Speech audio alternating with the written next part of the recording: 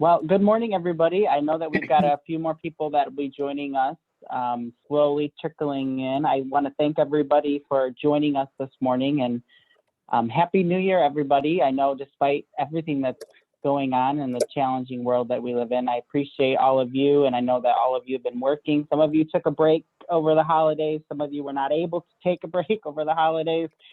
So I hope, you know, in the small moments between all of the hectic and craziness of life, you'll be able to take some time with those around you. Thanks for joining us this morning for our membership check-in. Let me share my screen here and give me just a second. I got a few other people coming in. Quite a bit to cover this morning. First, I want to start by congratulating a couple of folks that applied for the Rethink Adult Education Grant. If you remember that from a few, probably it's been 2 months now, I think, when that first information came out. We had 5 finalists from Michigan that are advancing to the second round, and 4 of them are MACAE members. So congratulations to those folks as they kind of navigate through that possible opportunity. And I hope that they will share with us more along that journey and what they find out through that process.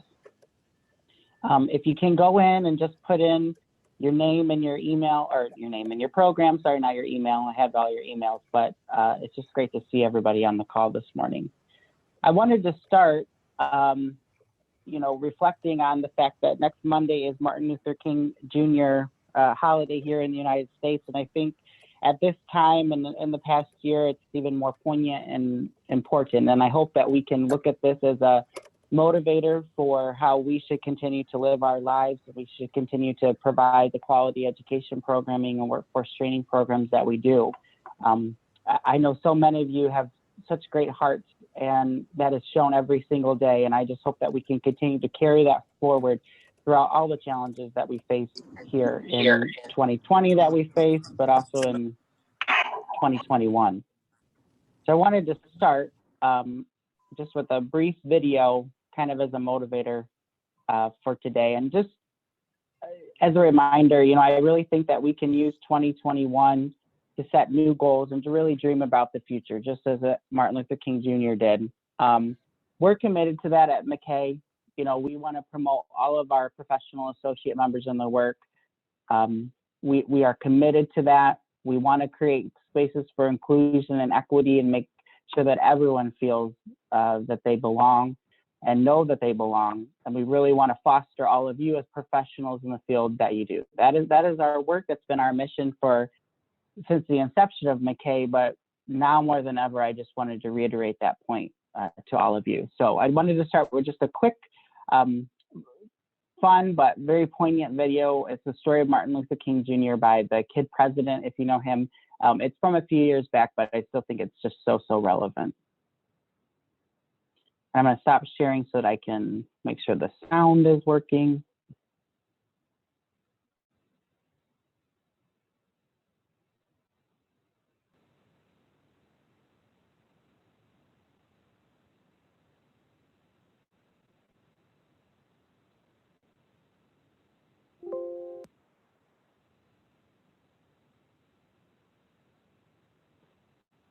Give me 1 second.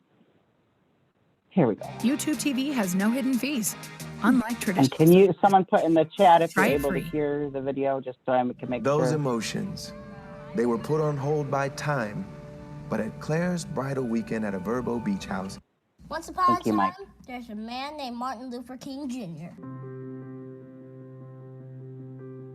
It's funny to think about because now we know his name so well, but at one time he was just a kid. Like maybe you're a kid watching this. Well, he was a kid too. Well, maybe you're a grown-up. That's okay too. Former kids are welcome here. I don't discriminate. Martin Luther King grew up to be a great man, of course. But things weren't all that great in the world while he was growing up. Not everybody was treated like they were somebody. And I believe that you should treat everybody like it's their birthday. But they didn't do that. People looked at the color of their skin. And that's how they decided if they were friends or not. Not cool, man. That didn't make him feel good. That didn't make anybody feel good. But his parents helped him grow up. He went to church. He learned about love. He grew up to be a minister to help a lot of people. He did all sorts of cool stuff. He helped a lot of people learn about love too. But still, he looked around and said things should be better. He wanted to change things, so he did stuff. He decided instead of spreading the hate, he would spread the love. He wanted to bring people together. Where people were hurting, he stepped in to help. He marched with them, he walked with them. He walked arm in arm with everyone. Sometimes it didn't go well, but he kept going. Sometimes he ended up in prison, but he kept going. Some people didn't like him, but he kept going. Some days were hard, but he kept going. Love does that, it just keeps going, even when things are dark. And, well, I don't like this part of the story, but things did get pretty dark. Someone who didn't agree with him shot him. He died in April 1968. Now keep pressing it. Why are you telling us this sad story? Come on. I know it. I'm sorry, but it happened. I don't like that happened. Now I gotta tell you something. When things aren't awesome, it can be tough. And things will always be awesome, but your response can be. Martin Luther King's response? It was awesome. Today I just wanted us to think about this. Isn't it cool that we can change things? Like any of us, anybody. He dreamed and he changed things. And he dreamed and he kept sharing his dreams. They became not just his dream, a lot of people's dream. Like this one. I have a dream that little black boys and black girls will join hands with white boys and white girls and become sisters and brothers. That's a pretty good dream. Let's dream like that. That could change things.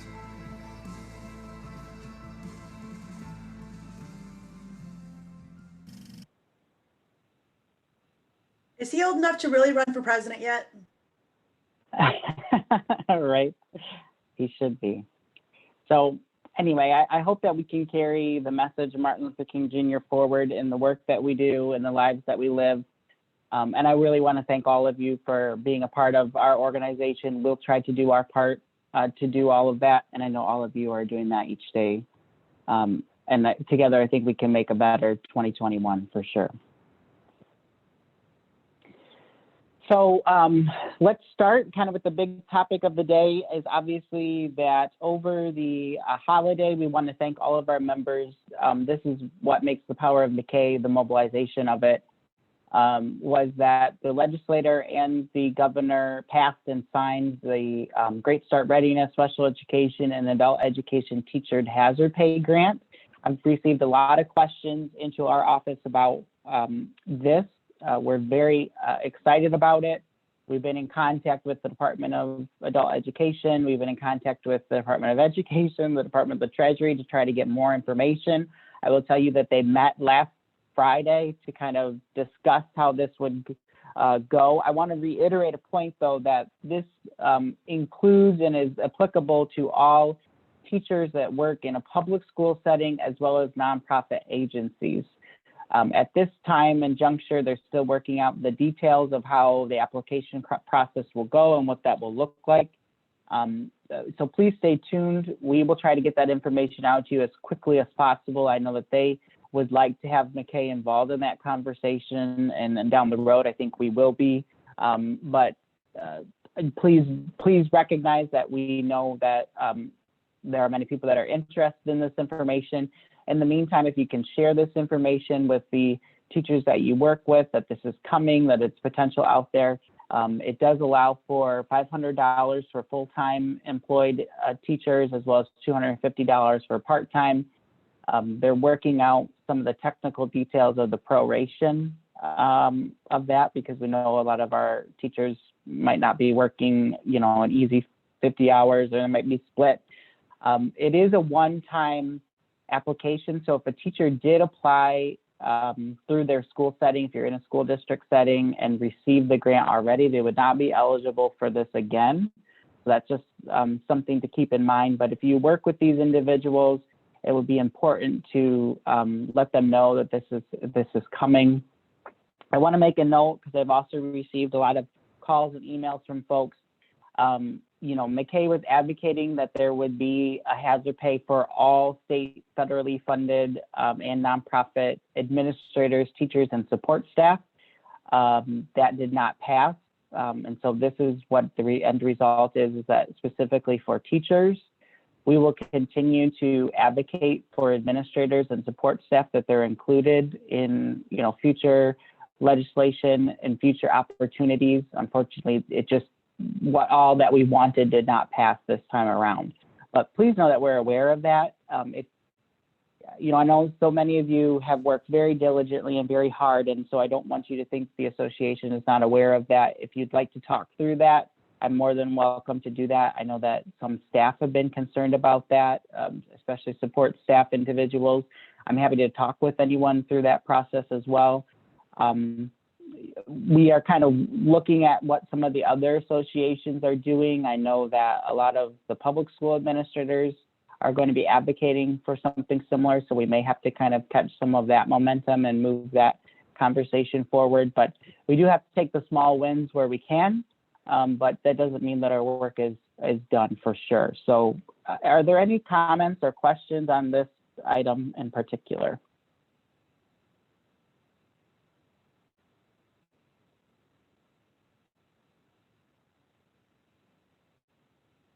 Well, I just want to thank everybody again. We will keep watching for this, when the application or how the process will be, and we'll make sure that we get this out as soon as feasible to make sure that you get that information and can move forward on it. What's ahead for 2021? Without sounding sad, I think it's a little bit of more of the same, of continuation, obviously with some of the COVID-19 restrictions, but also there's going to be some new opportunities. What would be important for you is to review the COVID-19 vaccination timeline for Michiganders. Obviously, there's been a flurry of activity in the last week as the Executive Office and the Department of Health and Human Services announced that Michiganders over 65 frontline essential workers, including teachers and educational staff, could receive the COVID-19 vaccination. We know that there are currently not enough vaccines in the state to vaccinate all of those individuals that qualify within those categories. And so we have to, I would just echo what many leaders have been saying, we have to have patience through this. I know that some of our members have been able to get onto lists to be able to sign up, which I'm so happy for, that so many of you have been able to do that. But please, obviously have patience, and as we work through this, if we can help, connect you or be a voice for connecting, if you have any questions within your particular agency or your particular county or region, please let us know. But I think it's just really important that we kind of take a breath. I think it was very exciting to know that vaccinations are out there. Each day they're growing, which I think is positive, the number of people that are able to get vaccinated. But we still have quite a little bit to go in terms of being able to get everyone vaccinated that we would like to. In terms of economic recovery, some bright spots would be that the Michigan economic forecast is good in the short term for rebounding. I think by the middle of 2021, I've included an article here that just is really interesting to read. By the middle of 2021, the Michigan economy will really be looking to be at pre-pandemic levels, which is positive for us as we move forward and we talk about economic stability in our grants and in our funding opportunities that are available across the entire state.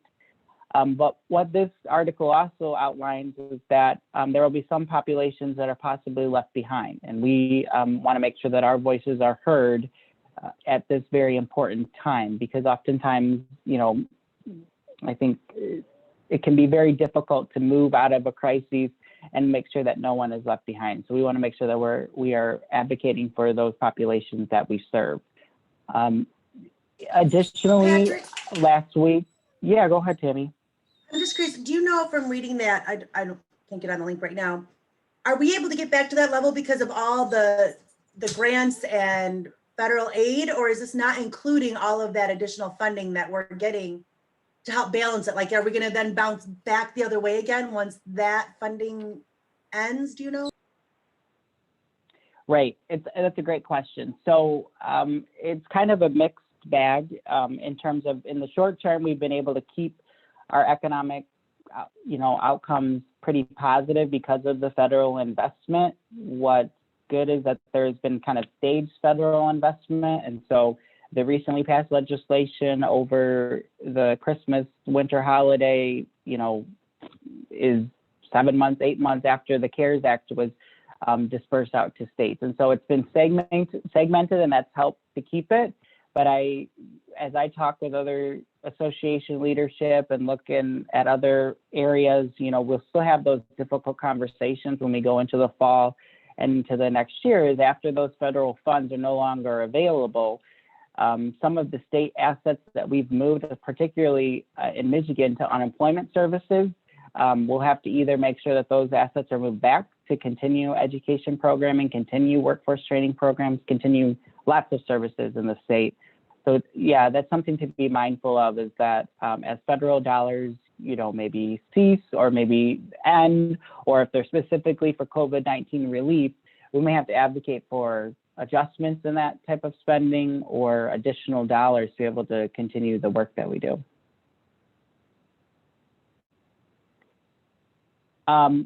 Additionally, in the last week, I tell you, so much has happened. The Office of the Governor made a recommendation supported by the Department of Education here in Michigan that schools should offer some sort of in-person or be on target to return to in-person learning by March 1st of this year.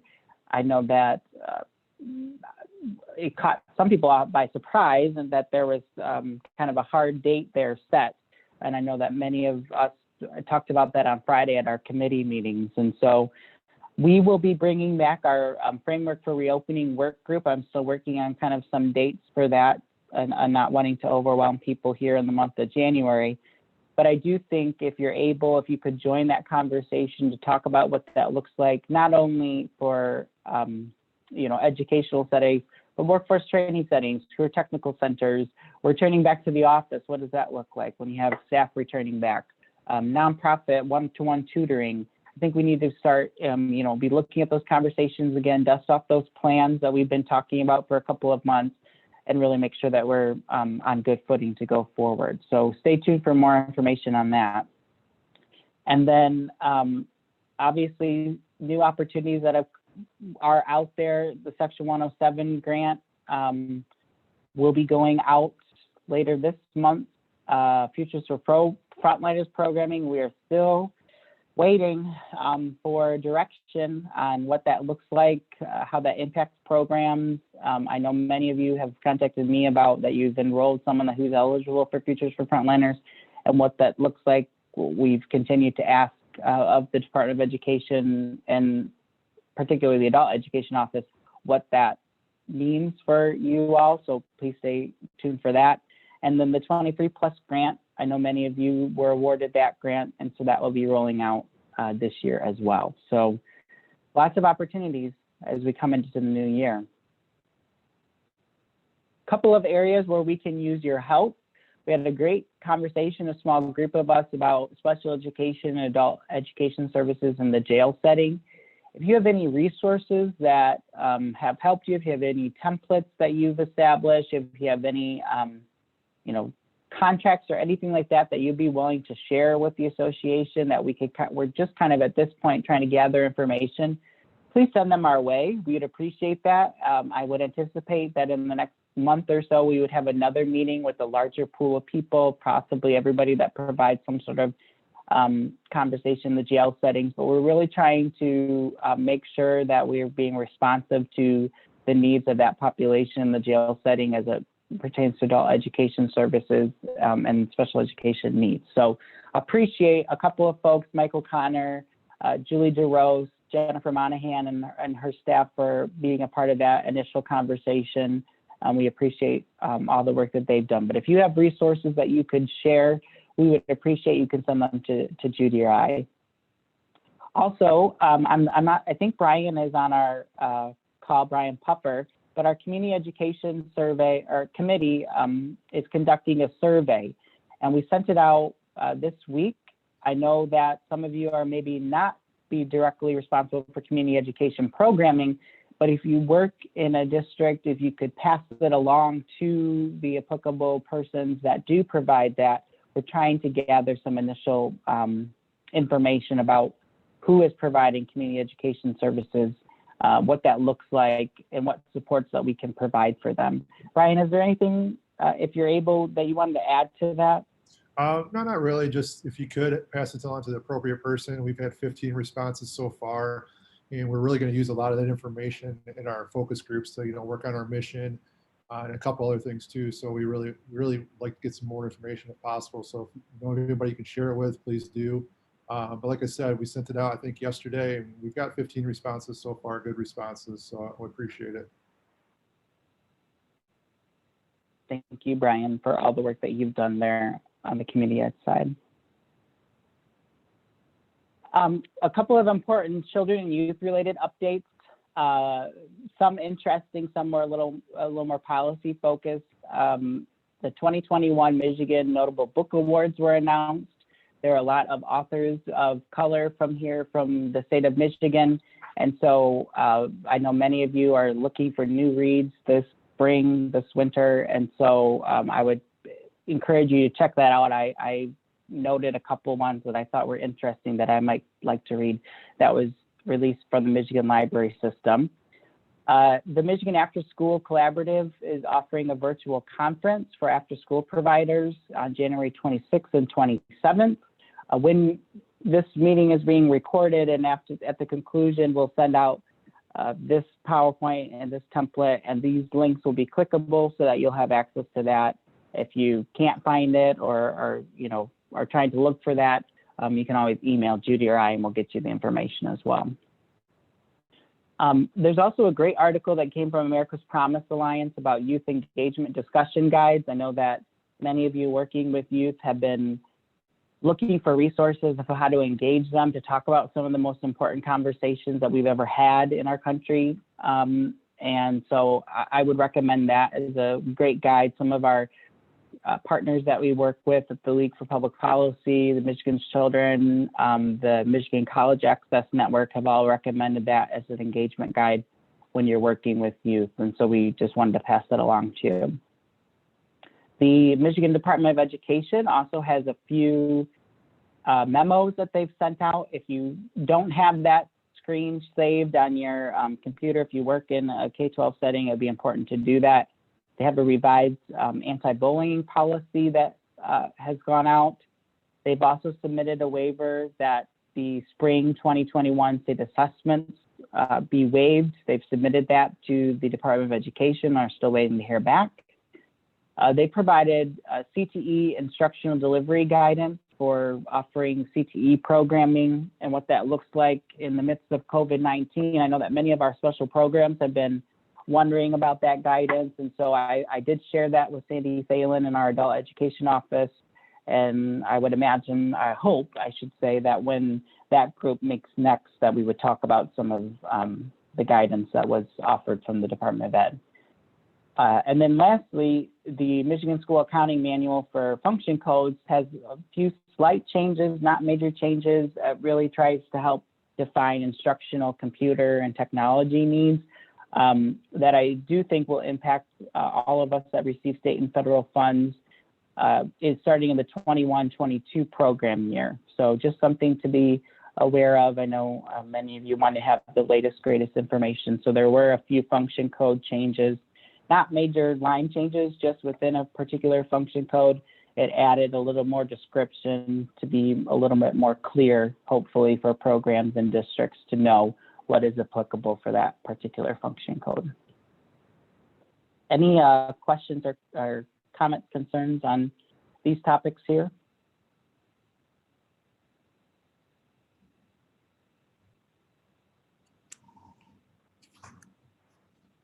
All right, quiet this morning, guys. A couple of other workforce related and employer engagement related resources. The Michigan Coronavirus Disparities Task Force released a report on minority populations in our state and the impact that coronavirus and COVID-19 has had on those populations. What's positive about that report is that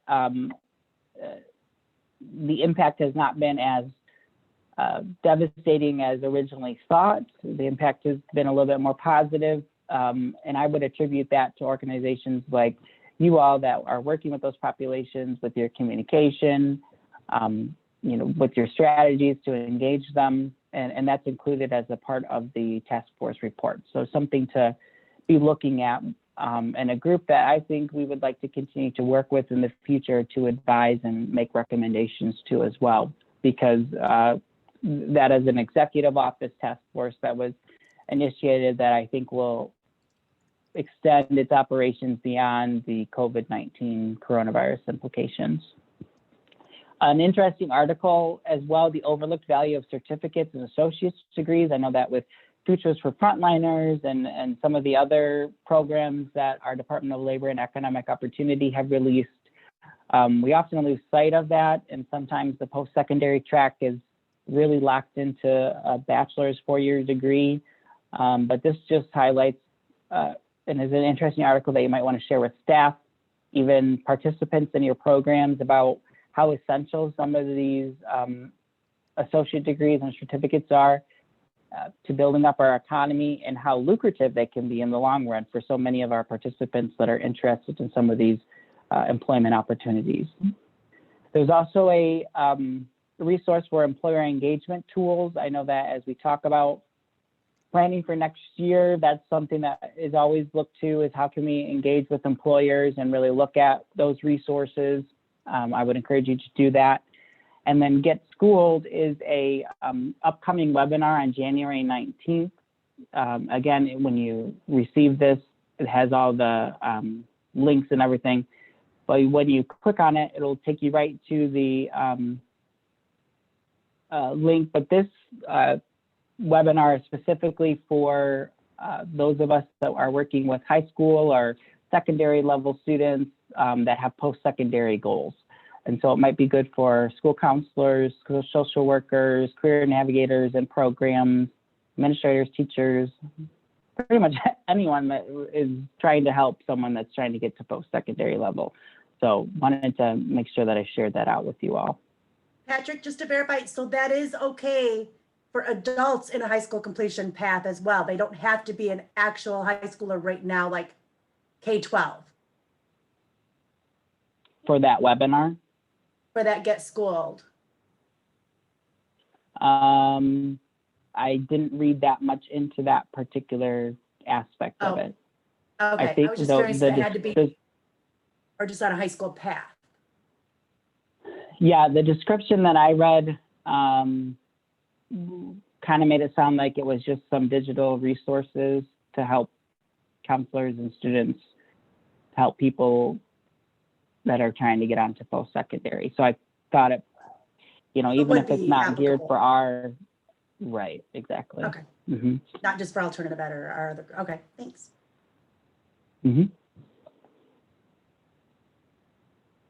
And if somebody, you know, signs up and does it, please do share, because we always like to hear, you know, if there's a great resource out there that we can explore more, if we could have speakers come to our spring conference or other things like that as well. So please let us know if you attend different events and you really, I attended last night, the MSU Libraries had a webinar on John Lewis and his book, March. It was really, really powerful. I mean, they had artists, they had poet laureates, they all talking about the current crisis that we're facing around racial disparities and equity in the United States. It was just really powerful, and it was just kind of a whim thing. Somebody forwarded an email, and I ended up getting it, and it was just a really neat thing to listen to.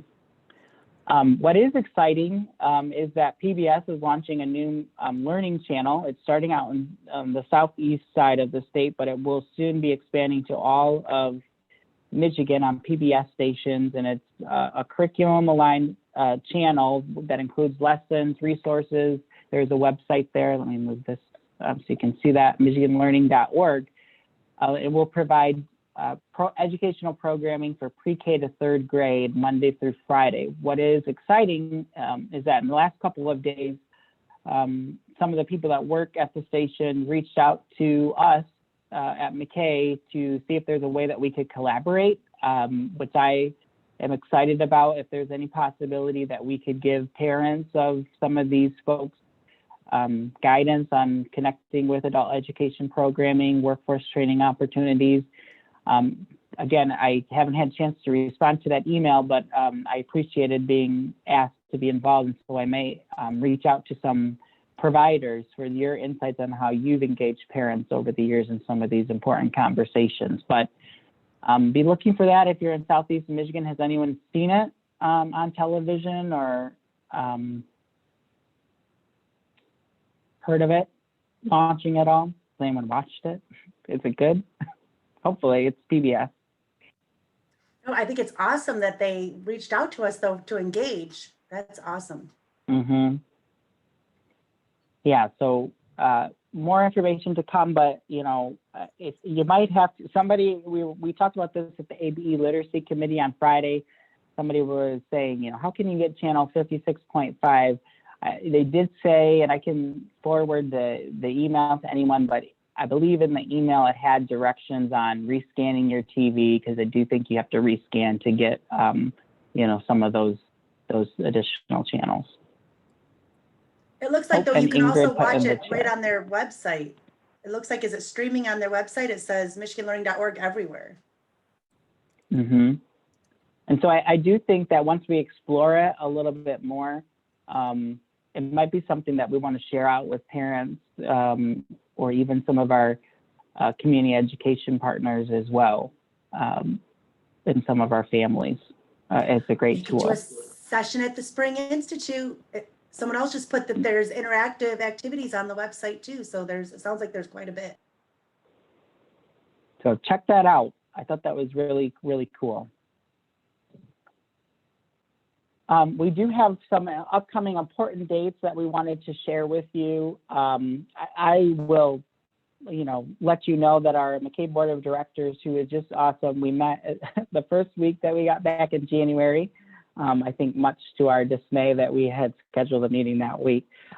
We really want to use this springtime as an opportunity to reflect on what has worked and try to prepare for the future. And so we've tried not to inundate everyone with calendar dates, with new opportunities and meetings, because we know that really the next couple of months you're really going to be digging in and focusing on what's happening at the program level. And so we wanted to just make you aware of that. But there are a couple of important things that we wanted to remind you of. We have on January 15th, this Friday, is our Crucial Conversations Professional Development. We're very, very excited about that. It's a two-parter. You don't have to attend one to attend the other. So check that out on our website. The first part is January 15th. The second part is January 29th.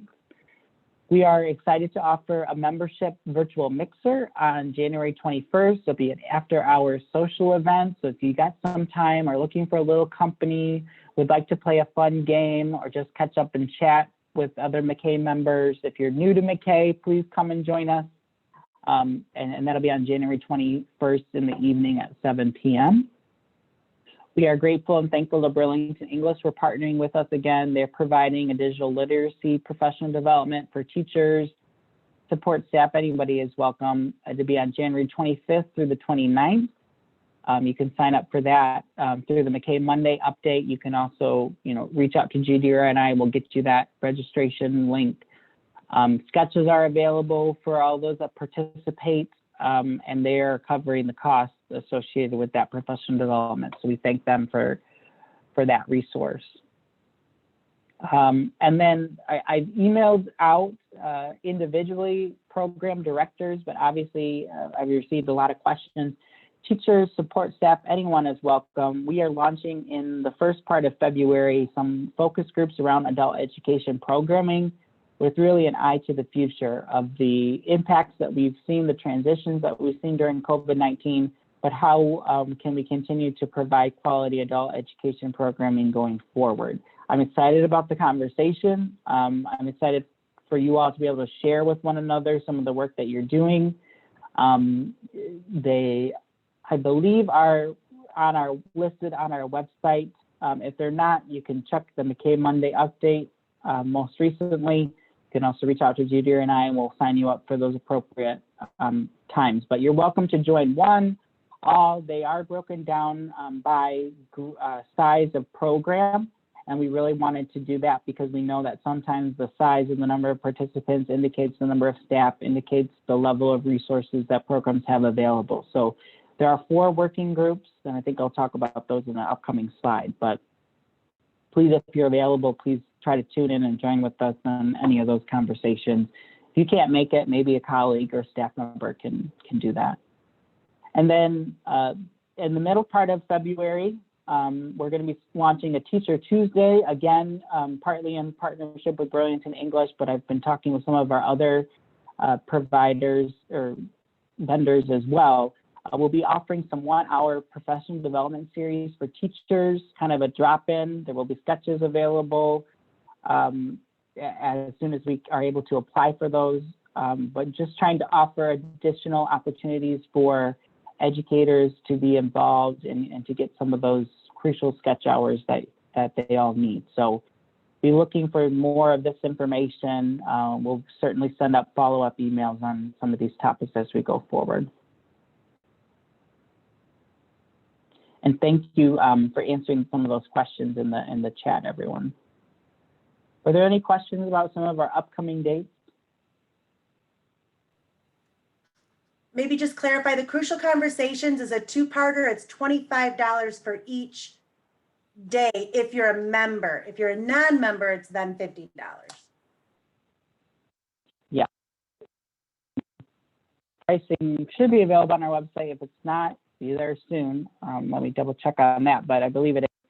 All of our webinars are $25 for members, $50 for non-members. We try to keep prices down. There is some, costs associated with staff time and additional resources that we have to pull together. But we've also released our pricing for the Spring Institute as well. So make sure that you got that in to attend as well. Just maybe. Patrick, what is the focus of the conversations or the purpose? What's that, Mike? What is the purpose of the conversations? Is that to establish a path going forward for professional development statewide? For these adult ed focus groups, Mike?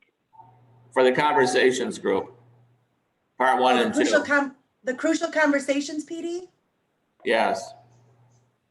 That's just to support leaders in how you communicate with your staff, how you communicate with if you have difficult conversations you have to have, strategic planning, reviews, just in general, how you can create a good conversation atmosphere to have success when trying to get groups to work together, like dealing with COVID and some of the difficult changes, just how to conversation appropriately. It's a professional development. It's not specific to an adult position. It's specific to being a leader.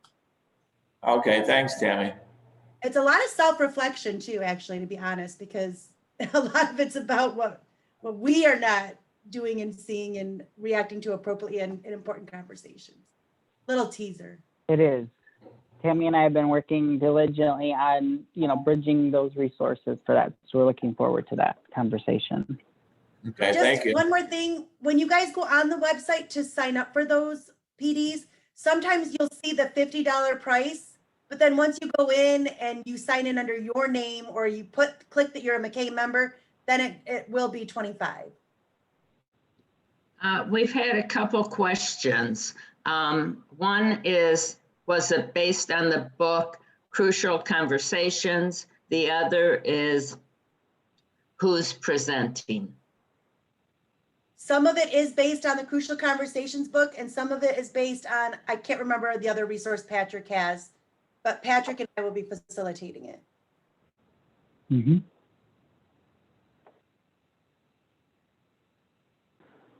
All right, and our, as I mentioned, the adult education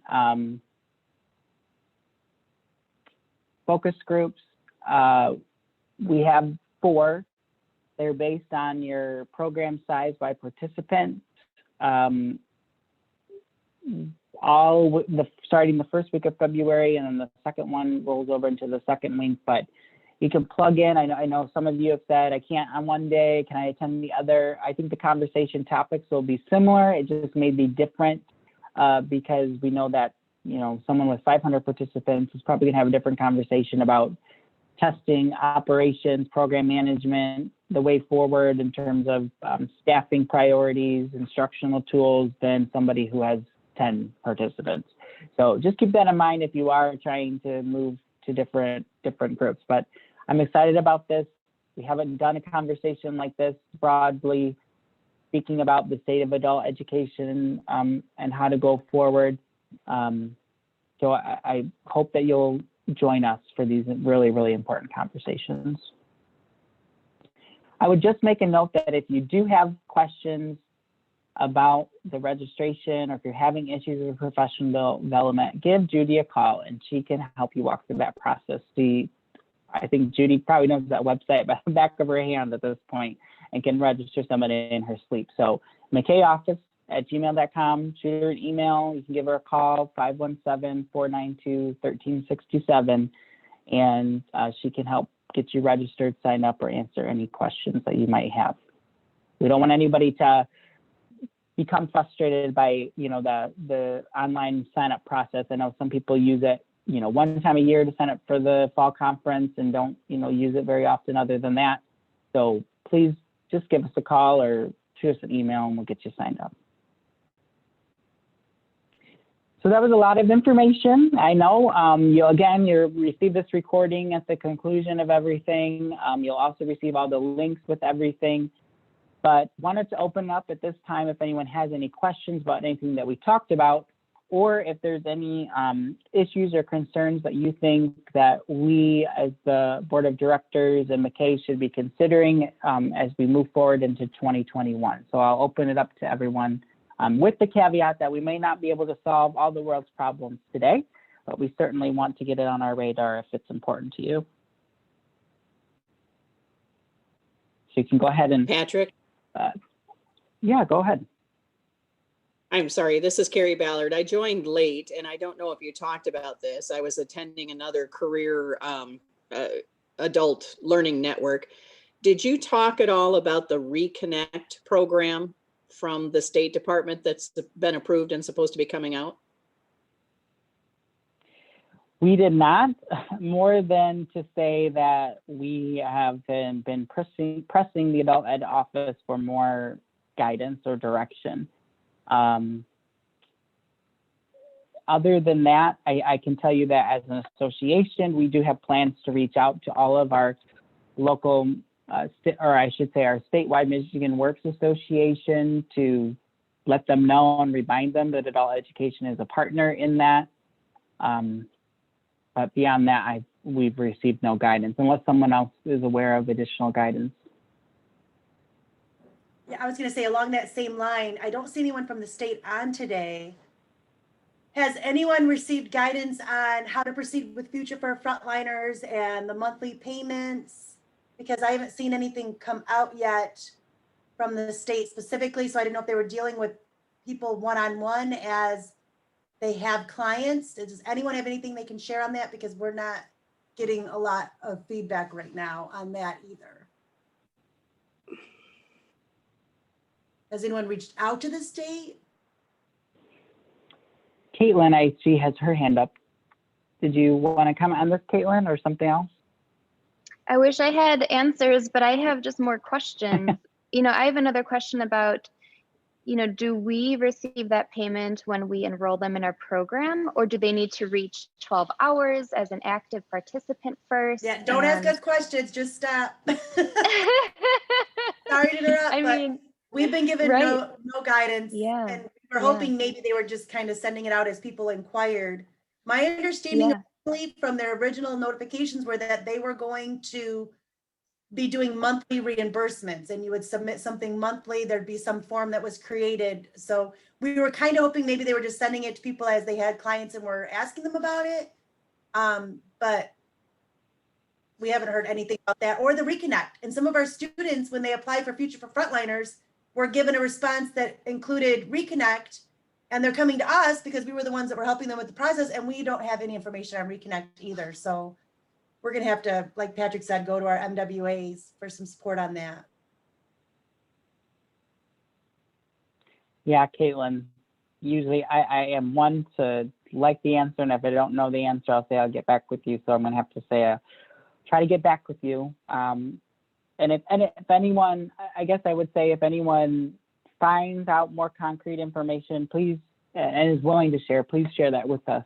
But as Tammy said, we've reached out on behalf of MACAE and really have not gotten a strong response back or any inclination that a plan is forthcoming, which I will say is disappointing. Any other questions? Hey, Patrick, Pat Walstra. Whoops. Yeah, go ahead, Pat. Just real quick, and I just sent you a message, but the new RFP for Section 107, just a heads up to everybody there. This is a new RFP cycle. This year is the last year for our 3-year Section 107 applications of the state. And so the new RFP will be made live on their website after January 19th. So as of January 19th, all regions, all 10 regions, fiscals must send out a letter to all LEAs, your current adult ed programs, charter schools, and ISDs, inviting them to apply and re-up for the new Section 107 application. That notification is probably going to go to your superintendent. So you may want to make a note that, double check to make sure that you have 1 month to turn it around and get it submitted back in for the next grant period. So. Absolutely. Thank you for that reminder, Pat. Yeah, I would, if you are going to be applying for that grant, now would be the time to let the appropriate people know that it's coming, to give them a heads up, to look for it. It's supposed to be released on the 19th, which I think is next Tuesday. Things can get buried, especially with the return to school. So I would just echo exactly what Pat said and say you need to start having that conversation right now, and at least shoot an email to the superintendent or your CFO or whomever works with you on that grant to let them know that is coming. And as Pat said, the turnaround is for it to be due back to the regional fiscal agent by February 19th. So you have a pretty quick, swift turnaround. Hey, Pat, who from the Kent ISD is actually sending that out, do you know?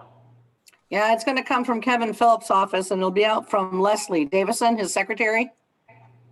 Okay, well, it might be helpful if you could grab it and just forward it to all of us, please. Well, I will, as soon as I get notification.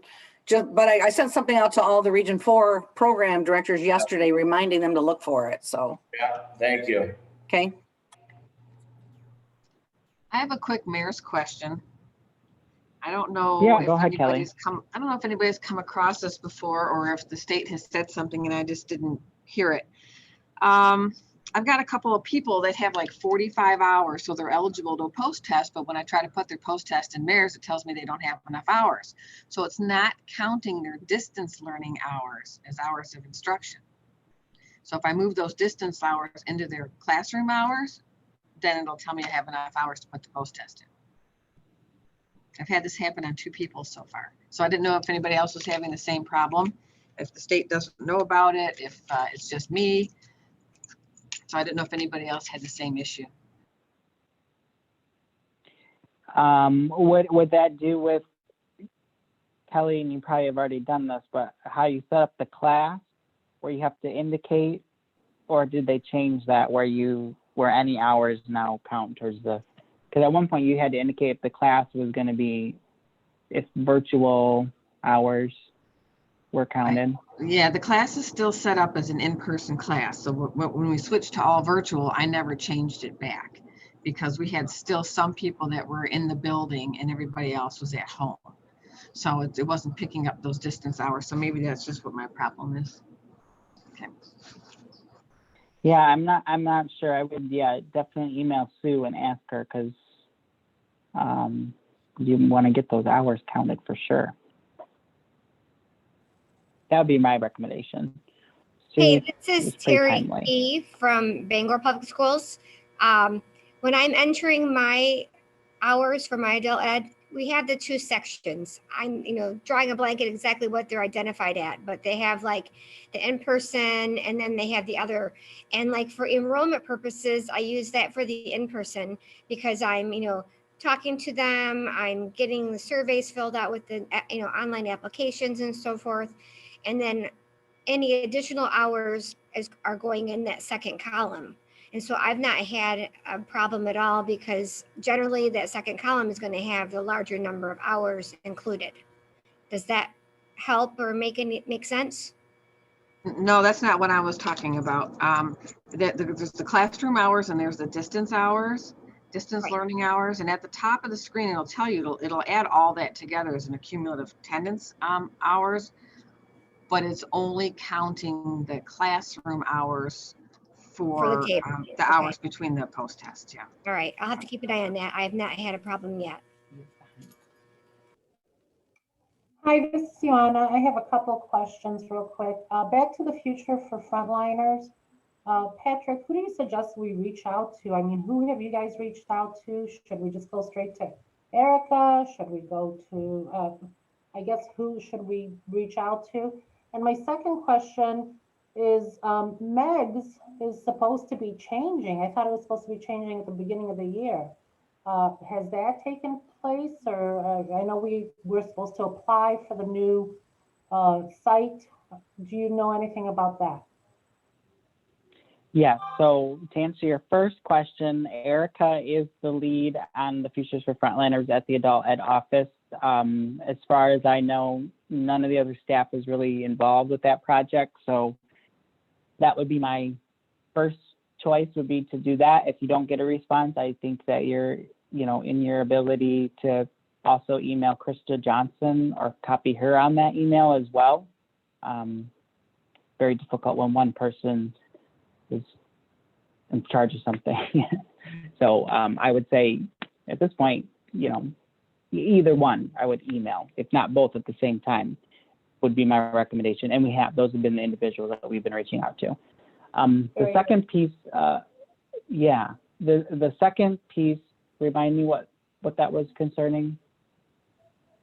MEGS switching over to a new format, or no longer. Remember, we were supposed to.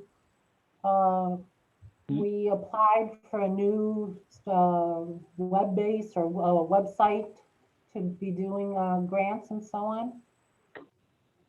Yes, that's a great question. So we talked about this at the last Section 107 Transitions Task Force meeting. MEGS, if you don't know, is retiring, and they're going to be transitioning to a new system called Nexus, Nexsys. That's supposed to be happening here in the next couple of weeks. At that last meeting, which I can't remember if it was, I think it was December, at the beginning of December, the State Adult Ed Office had not had any training, Alana, on that yet. So that was supposed to be the first phase, was that they would get trained, and then the State Adult Education Office had indicated that then they would offer a training for everybody else, everyone. But the intent is that you would be submitting your final grant into the Nexus system, in September onto the new system. So I would hope and anticipate, based on what they had said, and anybody else who was on the Transitions Task Force meeting, if you want to add in, but they had said that they would be getting trained themselves, hopefully here in, I think they indicated in February.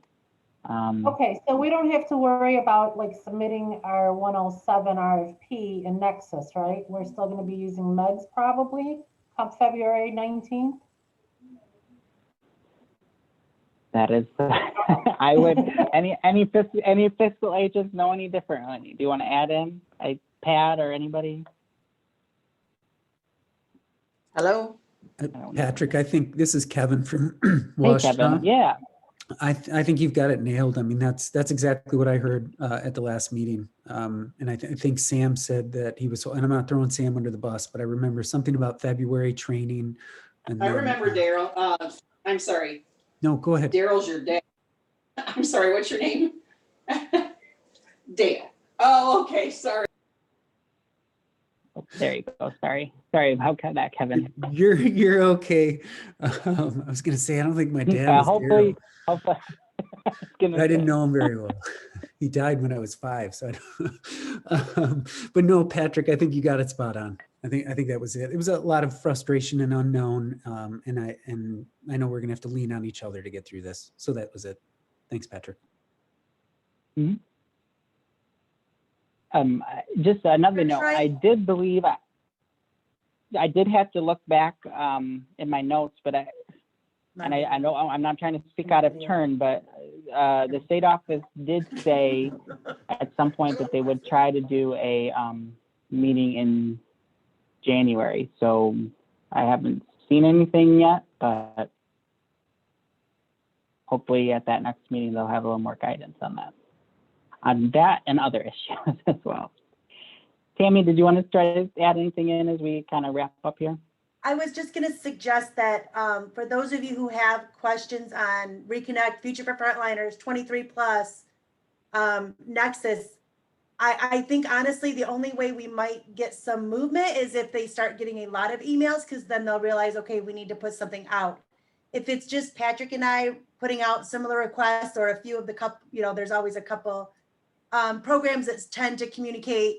I think if they get emails from multiple, and I hate to put that out there, I'm not trying to flood the department. I don't want them to think I'm trying to, cause them havoc, but I think that's the only way they're going to understand that it's a priority right now, that all programs really need this information, is if you guys just start emailing Erica and whoever your liaison is for your region. I would email both of them and just, try to get some clarification. Tammy, I guess the question might be, we have that Ignite software would make it real easy for us to send out a letter of concern from the field that says I think that's just easy because it's a couple of clicks in a general letter. It may not be, again, as specific as each program would want. But I have to tend to agree, the next thing that we know, something's gonna come out in February 15th and it's due on the 20th, without any training and stuff like that. And so maybe we can work. I feel like it might be more personal if it's coming from each program, because if it comes from Ignite, it's gonna look like MACAE's coordinating. Like, I think it would be more I have the groups. I don't know. That's just I just have a big issue about being complacent with some things and just allowing it to happen. Yes, it's gonna come from MACAE. Yes, we need to advocate and work towards some resolutions that way.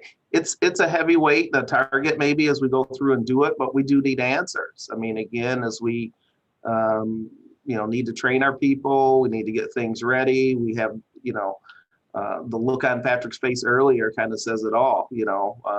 What's going to happen? I don't know. And that's just the common thread. And so just a thought, but we do need some answers instead of we'll get back to you whenever, or rolling out some information from the state that's not backed up for our training that we need. All valid and good concerns. And I definitely think as a board of directors, we can talk about the way forward and how we need to communicate that. I do want to be mindful of everybody's time. We're coming to about a minute left, but just thank you, everyone. I can stay on for a few minutes after and answer any questions that anybody might have, but thank you. Yes, Patrick, go ahead. really quick, Kim just put out a message in the notes. MDE site states Nexus will launch in February 2021, and applications are going live in February 2021, and therefore we are probably going to be using Nexus to complete our grant application. Perhaps we don't know, so I wouldn't, we don't want to panic anybody. So, but the initial grant, I think, goes to the region, and it doesn't. Oh, you know why? I think you're right. Sorry to double back. Our grants actually get sent to our regions in a Word document in February. They don't go into MAGs until the end. So right. That's why we're not exactly. using Nexus in February, because we send them directly to our regions if it's like last time. Mm-hmm. Sorry, I had to talk that through for myself. That's okay. Well, thank you, everybody. I hope you have a great rest of your week, and we'll see you in February, if not before. Take care. Have a great day.